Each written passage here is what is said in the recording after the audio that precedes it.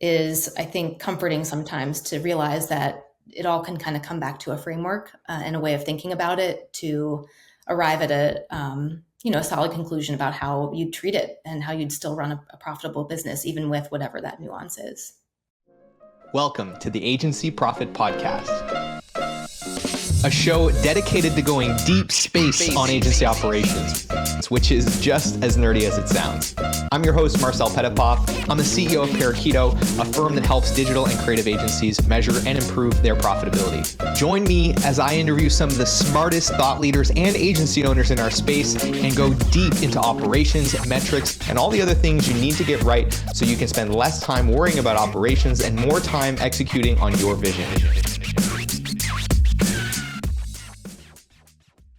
Hello, everyone, and welcome back to the Agency Profit Podcast. Joining me today is the one and only Kristen Kelly. Hi, Marcel. Nice to be here. Nice to have you on the show once again after our company offsite in Montreal and your second time in Montreal. What did you think? Your first NHL hockey game, Toronto and Montreal. No fights. You were disappointed. So disappointed. I had prepped for much more violence than I actually received. Yeah, but that's okay. Peaceful game, fun to watch. And I loved Montreal again. It was great food, great company. So let's go back anytime. Yeah, we had a very good time. Unfortunately, the NHL hockey has gotten soft over the years. They're trying to take fighting out of the game. But it lives on. Anyway, we'll see. Hopefully next time we go see a game, you'll get to see your hockey fight. But on that note, we're not here today to talk about that. We're going to be going through another one of these episodes. I really liked the last episode that we did with Carson, and we got some good feedback on that. Going through an actual client case study, or really just like walking through a client that we worked with, the problems that they had, how we sort of figured out that they had those problems, and then figured out the path forward for them. And I think it's just a really practical way to talk through the kinds of things that people are dealing with and our approach to it in a way that hopefully is educational to them. So that's what we're going to do again today. We're going to be talking about one of your client engagements. So with that, why don't we start by just talking at a high level about this company, where were they at in their journey, and what were some of the challenges that they were facing when they came to see us for help? Yeah. Well, I kind of approached you about wanting to do another one of these because I loved Carson's episode. And also I thought it would be good for us to get into a client type that we're starting to see a lot more of these days, which is just a high degree of flex labor involved with their business model. So I'd say the last 5 or 6 clients I've been partnering with here at Parakeeto have had some form of this where it's just a mix of contract, a small core team, and some combination of contractors to various degrees and different types and all that stuff. So I picked one of those to dig into today because it's just got a lot of interesting pieces to it to talk through. They had a small core FTE team, and then between 10 and 20 contractors at any given time. Top line revenue coming in like just under 2 million. So they came to Parakeeto mostly because they were having a hard time understanding their business model. And they didn't really phrase it like that. I think it's hard when you're in the weeds and, just owner of the business to sort of articulate that. It doesn't come naturally to just say like I just can't wrap my head around like the business model and how this is functioning. But at the root of, what the issue, the root of the problem was that just hard to fully understand how to run that type of business profitably, really. The symptoms there were tied to cash flow a lot. So just trying to get ahead of, they were looking profitable on their P&L some months, not every month, but even on those that they were profitable, they were having a hard time keeping up with contractor expenses. They felt like that was a moving target all the time. I see this a lot with clients who do a high volume of project work and have that contractor combination because there's ebbs and flows to the project work. The contractors ebb and flow with it. And so very like textbook type of situation there with that type of business model. So that was like one of the number one pain points with like a lot of other sub symptoms around it. Yeah. This was another one of our clients that did quite a bit of video production, if I recall correctly, and that is a notorious service offering for having like a very sort of flexible bench. Right, you might work on a, let's call it a $500,000 video production, and then you're earning like 300 grand of that in 2 days when your team goes from 5 people working on the core thing to like 50 people on 2 big production days and then back down. And it can be really punishing from a cash flow perspective, from an earned revenue perspective, from a contractor management perspective. There's a lot of complexity to work through there.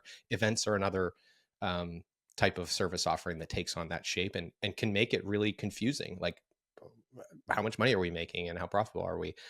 So I think that was another one of these cases. So I'm curious, this was a firm that had been running for a while.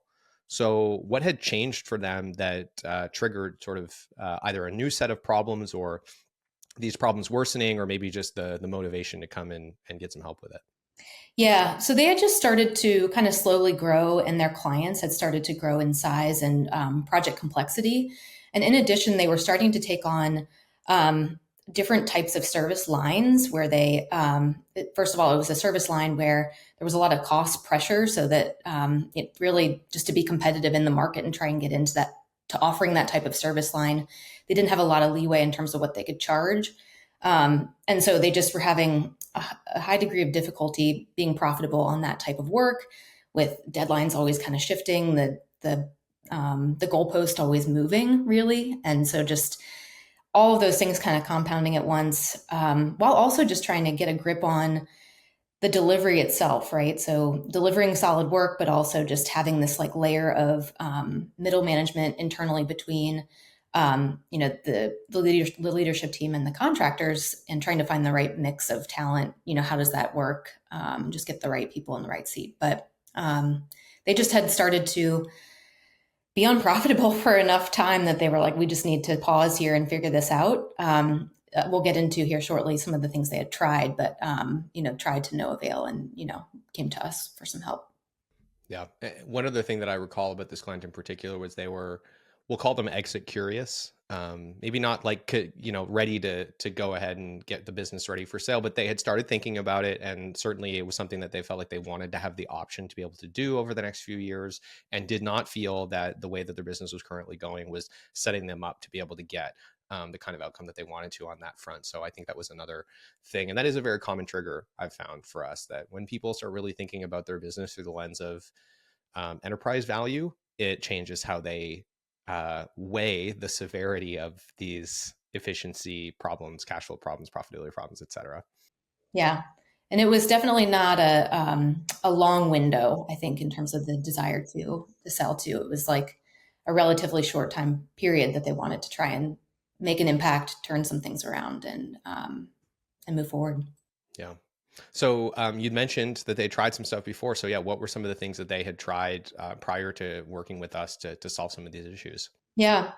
So I think they started where a lot of agencies start, which is just spreadsheeting the heck out of the issue, right? Trying to get their hands around the numbers. They had started to build some pretty solid sheets, at least to start tracking and getting some visibility on the ebbs and flows of the work in and of itself.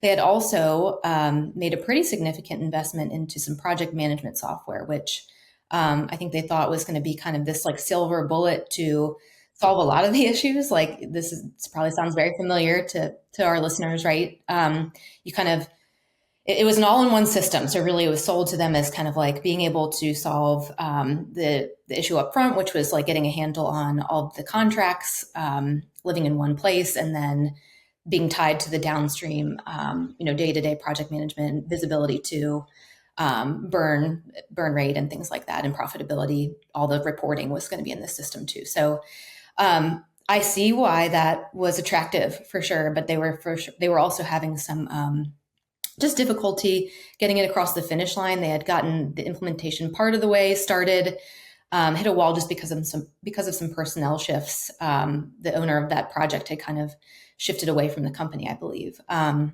so they were kind of in limbo, really just looking for some guidance, where to go, and then looking for a framework on how to think about how the system got set up, and making sure that they were doing it the right way, really. So that was where we picked the ball up there with them.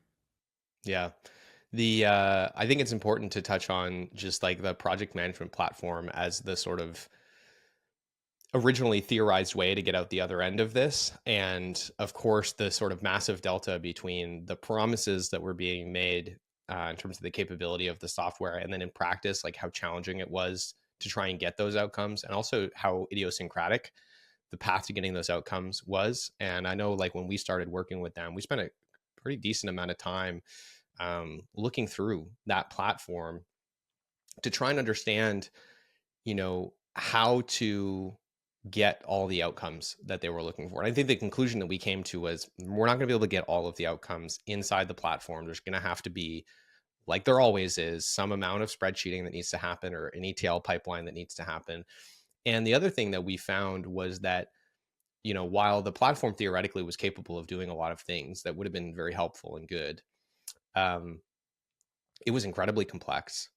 And the ability, it was really, really challenging to say, because it was so interconnected. It did everything from the sales pipeline and quoting all the way through to, project delivery. It was like, okay, well, if we change this one setting in terms of like how the quote is structured, what are the 100 different things that now changes downstream in terms of like how task assignments get done, and how the margins are calculated on the project, and how the costs are allocated, and how this report works, and how that report works, and like how the export changes. And it was an incredible task to try and pull on all of the different threads because of how interconnected the system was. And they didn't really have a framework to start with. And so it's like that, we had a framework, and even we found it challenging to work through all of the questions that had to get worked through to be like, what are the implications of trying to install this framework into this system? They didn't have a framework going into it. So it's like, how could you possibly expect to have a successful implementation when you don't even know what you're actually trying to get to from an outcome? Like, they define the outcome in terms of like, we want to know how profitable our projects are, but the level below that, which is like, exactly how do we calculate that? And exactly how do we define every object within that calculation, had not been done. And so it's like, you cannot begin to install a project management tool until you've sorted that stuff out. And then you still have the hard work to do to figure out, like, can we accomplish this in the project management tool?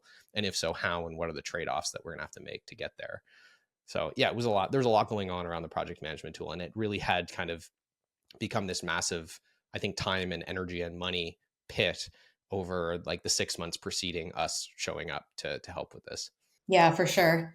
It was one of the first places I started to dig in. And exactly like you said, the interconnectivity was also just a lot of rigidity because of it. And to your point about the sequencing, the hard work of actually analyzing what they were planning to achieve on a project level was just kind of floating out there and unaddressed while they were trying to kind of jam all these different project types and little tiny pieces of each of the projects and tiny little increments that would be sold in all different types of ways into the system in a kind of a mishmash of things, like a laundry list of available entities that would then have just caused a great deal of confusion downstream. So it's just unpacking that and trying to get our hands around what was actually happening there at the very root of the system.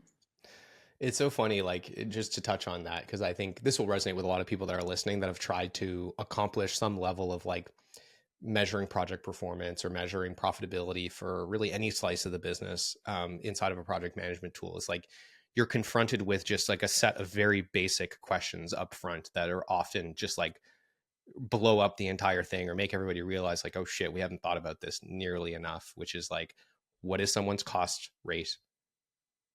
Right? So like, what is the cost of an hour of Kristen's time? It's like, well, that's actually a pretty big question if you've never considered it before. And then, what is the value of a thing that you've sold, and what is that actually tied to? And is it tied to time? Is it tied to deliverables? Or, how do you define those things? And is the tool capable of modeling that in a way that's accurate? And then pass-through expenses, right? What is or isn't a pass-through expense? What is or isn't markup? And then how do those things all feed into how you define a margin, right? And it's like, that's just like the first couple of questions that you're for sure going to have to answer. And a lot of people, unfortunately, like, sign the annual contract for the tool, and then they're like, oh shit, yeah, right. What do we do about this? And imagine adding the complexity of contractors and a wide mix of those people and trying to figure out how to treat them in the system, and how that gets applied. Are they tracking time? All these things that need to get thought about before you actually figure out, how you're applying that in the system. So, Yeah. Yeah. All of those things before then figuring out how do you actually set all this up inside the tool, and what is the long tail of implications of I changed this setting from this to this, and all the downstream impacts. I digress. So before we move on, every client, when we start talking to them, they usually have a thesis on what's wrong. Here's what I think is going on.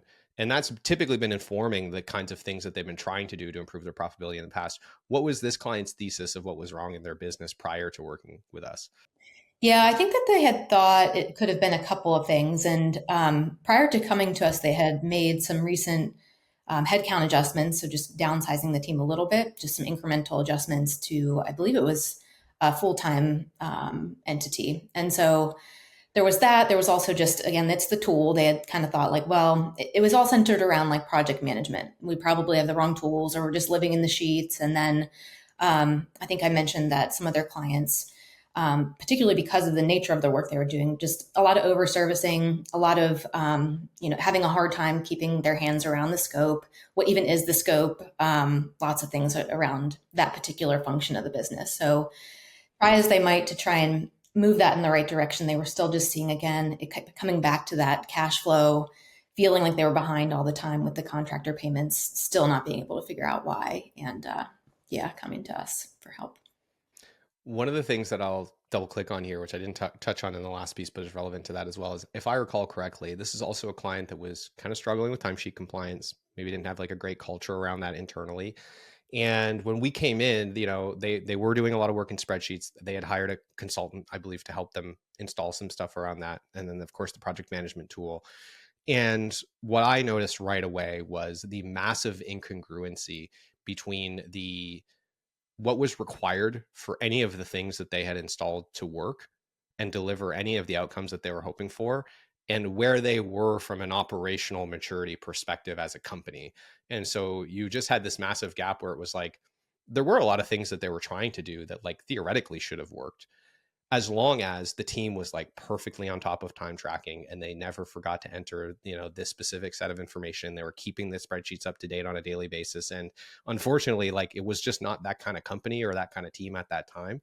And so they were kind of setting themselves up for failure, I think, with a lot of those things. And as I think we would discover, some of those were not even really the right thing to be focused on at that time. Right. Yeah.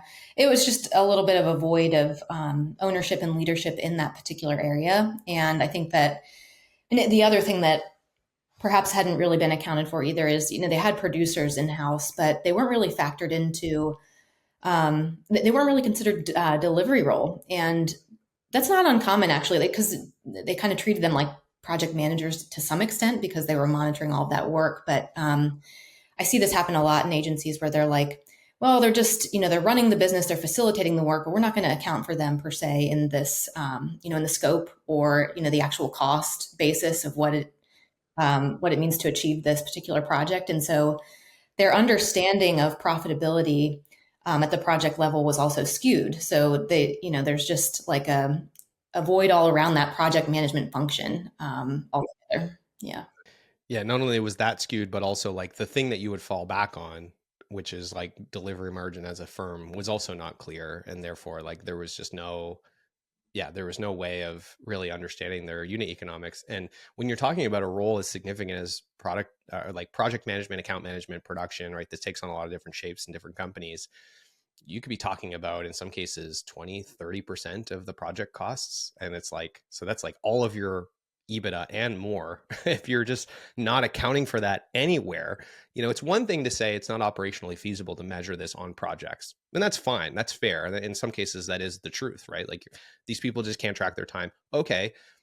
But you still need to account for it in the margin target. You need to account for that in terms of the indirect delivery costs that you need to carry as an organization. So it's got to go somewhere. Yeah. Okay. So we've touched on sort of their situation coming in, the challenges they had, what they thought the thesis was. So how did you go about uncovering what was really going on here? What was the process that you went through to gain some clarity?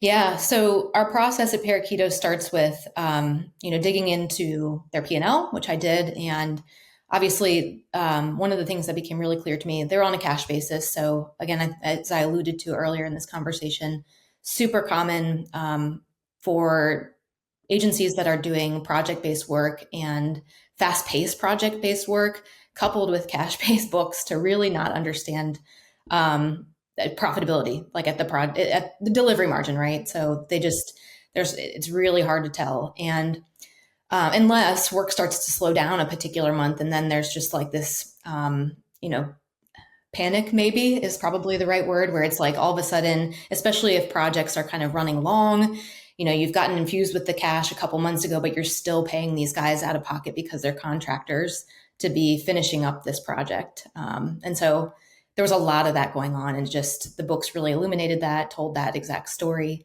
And then there's just a lot of conversations to be had. We'd go through a series of interviews, and I talked to multiple stakeholders, just really gathering a lot of context in terms of the setup of their project management platform that they had just purchased, just all of the things that they were going through, as a business, and the struggles they were having. So we also looked at, I dug into a bunch of those spreadsheets that I mentioned, kind of was able to pinpoint some of the areas where they might be missing, margin. Like I just mentioned with the producers, that was an area that got flagged pretty early on. And then also looking at sample contracts and things like that, just to try and understand how that might be able to start informing, again, the root of their project management system, how we could, start turning things around to make sure that they were achieving the appropriate margin at the project level. Do you want some free resources to help you measure and improve your profitability? If you do, then I want to tell you about our agency profitability toolkit, which you can grab absolutely free in the show notes or by heading to parakeeto.com/toolkit. It's packed with training videos, cheat sheets, templates, and all kinds of other great resources to help you start measuring and improving the essential metrics that are going to drive better profitability in your business. And it's helped thousands of other agencies around the world do the same. So I want to encourage you to go and grab a copy of that. And if you'd rather get in the fast lane and just have our team of experts guide you through the process of measuring and improving your profitability, then I want to encourage you to apply for a consultation at parakeeto.com. With that, I want to thank you again for tuning in. I hope you enjoy the episode, and I'll let you get back to it. Yeah. So, I mean, we know that there was a bunch of sort of tactical operational issues, like reasons that they were struggling with profitability. But from a metrics perspective, we go to first principles. What was the challenge? Was it overhead? Was it delivery margin? If it was delivery margin, what was that mostly related to? And I think importantly, was it an execution problem, or was it a business model problem? So let's talk a little bit about, like, at a fundamental level, what was wrong with the business? Yeah, it was for sure more on the model side. And again, I think that's why when I mentioned at the very beginning of this conversation, the core problem was understanding their business model and how to be profitable running a model like that, right? So they just were really struggling with, trying to set up to scope and price in such a way that they were achieving the appropriate direct delivery margin, and then therefore delivery margin at the company level. That was the root of the problem. And then everything else just kind of fell from there, right? And when you add contractors and that flex labor on top of it, it's so quick to get out of control. Then it's hard to get a handle on. You're always chasing your tail.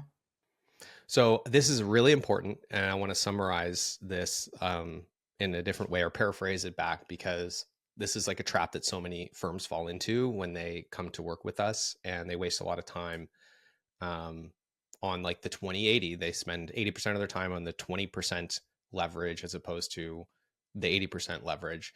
And this was a case where it was like they had a business model problem.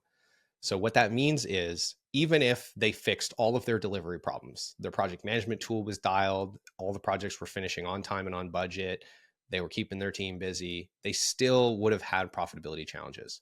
So there was no amount of execution that could fix this issue, because they were planning to fail and didn't know. And they were planning to fail because they didn't understand how the people that they had and how much those people got paid and how many hours they had available and what their overhead was and what they charged for things, how those things all connected together to form a model for profitability in the business. And essentially there was an incongruency, right, between like, here's the best possible outcome for this business, the way that it's designed today, and what you expect as an owner from the business. It was like, it's just not possible unless the model and structure and underlying assumptions of the business change for you to get to where you want to be. Unless you're just like massively overachieving on every objective, which is not something we would typically encourage a client to plan for. So that's important because prior to working with us, 100% of their focus was on improving execution, which was literally never going to get them to where they needed to go. Right. So like, that's so important. That's so important. And there was so much effort going into that. And there's no amount of excellence that would have fixed it. And it is unfortunately true that I think there's a lot of people listening out there that might be caught in this hamster wheel. So I want to make this very explicit. I think that was actually the diagnosis from Carson's last episode. And you know, as you mentioned, it is business model agnostic, this type of trap. It can really happen to anyone. Yeah. And it's funny because I'm now in the CPG space. I come also from the SaaS space, and I speak to a lot of consultants that are in those spaces too. And what I've come to realize is that in every industry, not just professional services, a lack of understanding of unit economics is probably the most common reason that companies die. It's this problem. So like it's so important. Understand your business model. So with all that, you uncover this. What happens next? And actually, before we get to that, a nerdy question: what were some of the things about their data that you had to work through to get to this insight that might have made it hard or really difficult or confusing for them to get there on their own, that you had to make adjustments for? Yeah. So it's the contractor thing, right? We had to kind of determine together how we were going to classify those. I had to learn more about how they functioned in the business and, you know, all the parameters around them. So we've got a framework for doing that at Parakeeto, and it's a kind of a step-by-step yes, no, like road decision tree, I should call it rather. So we followed that, and you know, basically, their core delivery team wasn't their contractors were a core extension of their delivery team, rather. So that was, you know, piece number one. We were able to determine their hours and cost and annualize that projection, and they tracked time. There were just all kinds of factors that basically led us to be able to, and led us to the conclusion that we should be treating them as a delivery expense. And so that was a, you know, important decision number one, getting them modeled into, you know, the Parakeeto system as a delivery expense, getting all that, you know, just in front of him so we could really understand, you know, what metrics and what the company was capable of achieving. Again, if everything went according to plan. So what could they possibly do with this business model? What should be happening, basically, you know, what that wasn't, if, you know, if everything was going according to that model.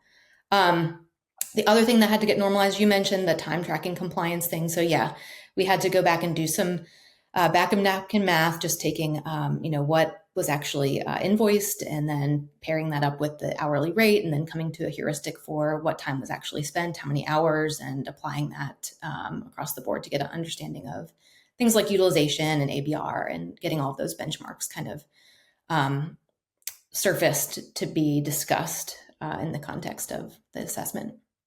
Yeah.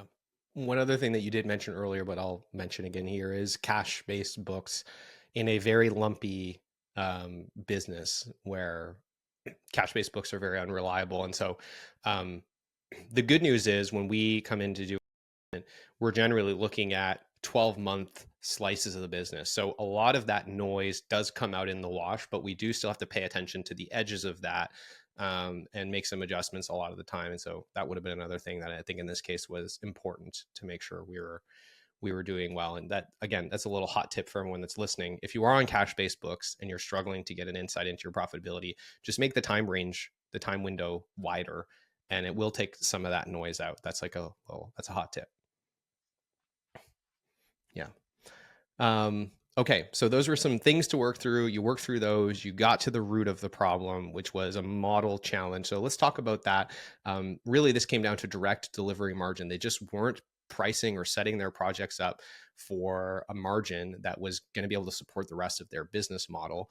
And a lot of that came down to, I think, just a lack of understanding of how to think about margin with the complexity of projects and pass-through expenses and contractors and all those kinds of things. So yeah, what was the conclusion that you came to in terms of how to pull the right levers to get them back on track and what that ended up looking like for them? Yeah. So yes, the direct delivery margin was the issue.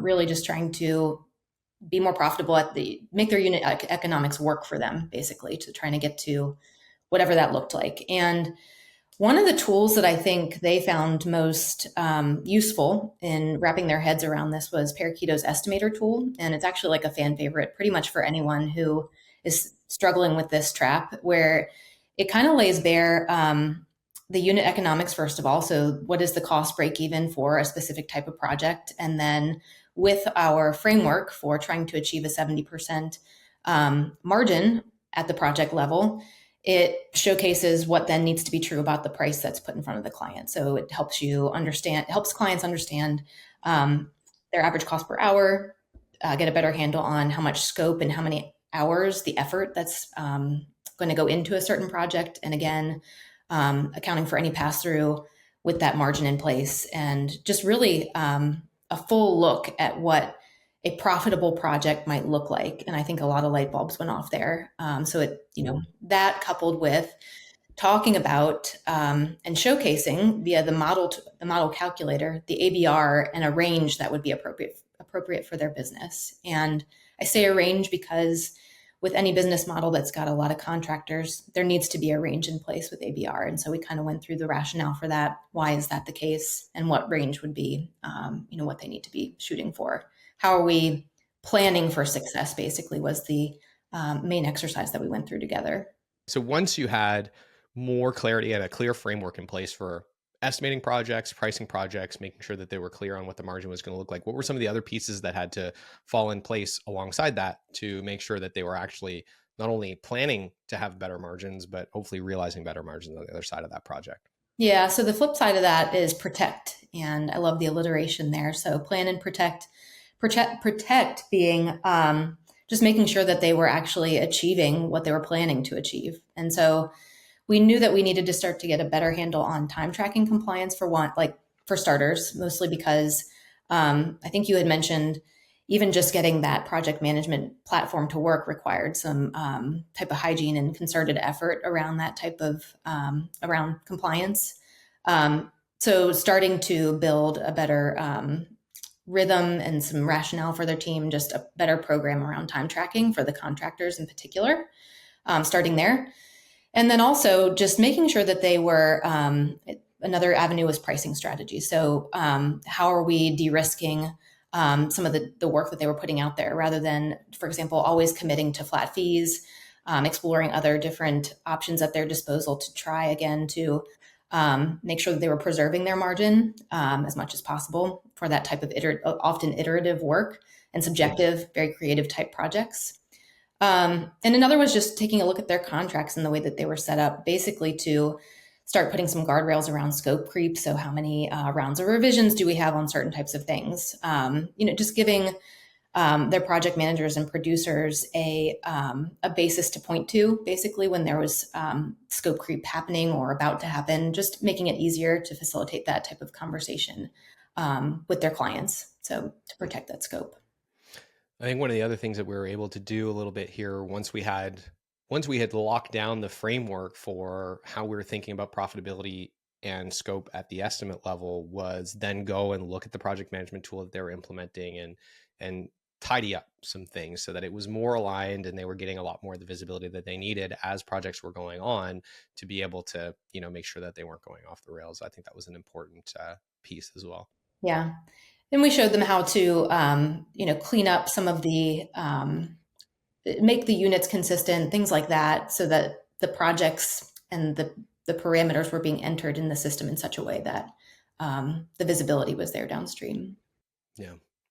One of the other things that I think was interesting about this particular client was, because they had a lot of contractors and some internal staff, there was this question about, like, when does it make sense to keep people contractors and have them be internal? And there was some good work done, I think, around just making that into a mathematical formula. And I think in a lot of cases, proving that they were better off using contractors for a lot of things in their business, because it de-risked the business a lot for them. And the amount of utilization they would have had to achieve to actually like materially lower their cost on a lot of these roles was really high, and probably not that feasible given how lumpy the type of work that they were doing was, where there wasn't a whole lot of consistency. These were projects that would get spun up and spun down, and you might have weeks in between.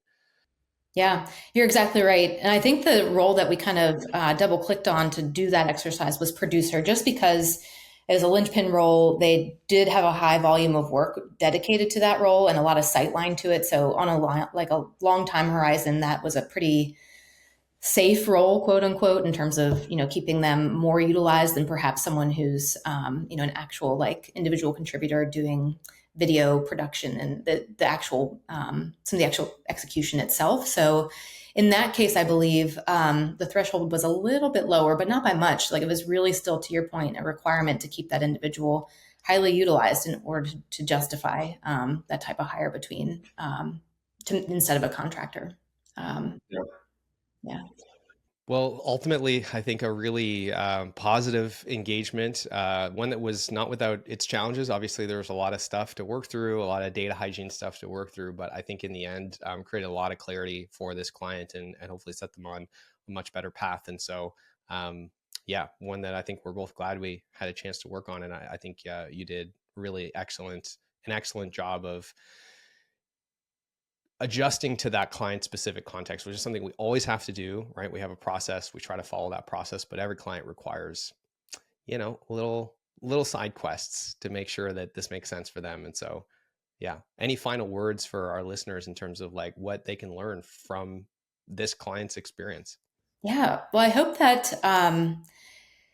some of the little side quests that we've kind of mentioned, some of these tangents, I hope some of them resonated, because the reality is that there's no agency that comes to us that just has this like cookie cutter type business. There's always like a little nuance or a little something that's kind of, it may seem like it's off the beaten path, and maybe making the owner feel like kind of alone in like their problem around it. And basically, coming to us is, I think, comforting sometimes to realize that it all can kind of come back to a framework and a way of thinking about it to arrive at a solid conclusion about how you'd treat it and how you'd still run a profitable business, even with whatever that nuance is. Yeah. Now I'm going to do the shameless plug, which is if you listen to this and you thought, my goodness, it would be so nice to have some people like this to come and run this entire process on our business and give us this level of clarity and get this level of alignment on our executive team, so we can just like go into 2026 or, whenever you're listening to this, with a lot more confidence and a lot more alignment and some support, then, reach out to us. This is what we do. We'll be happy to chat about how we can get you this kind of insight and run you through this kind of a process. So with that, Kristen, thank you for preparing all of this this wonderful context and sharing this experience with our listeners. That was my pleasure. Hey, thanks so much for tuning in to today's episode. I hope you enjoyed it. And if you've ever found yourself thinking, man, I get so much value from this podcast, I wish there was something I could do to return the favor. Well, today's your lucky day, because you can leave us a review wherever you're listening to this, and it is incredibly helpful. Of course, if you haven't grabbed a free copy of the Agency Profit Toolkit, go and get that. It's got tons of free resources to help you improve your profitability. If you're looking to get in the fast lane and get help from experts to improve your profitability and measure your most important metrics, then apply for a consultation at parakeeto.com. We'd love to chat with you and figure out how we can help. With all of that, thank you so much for being a listener, and we will see you on the next episode.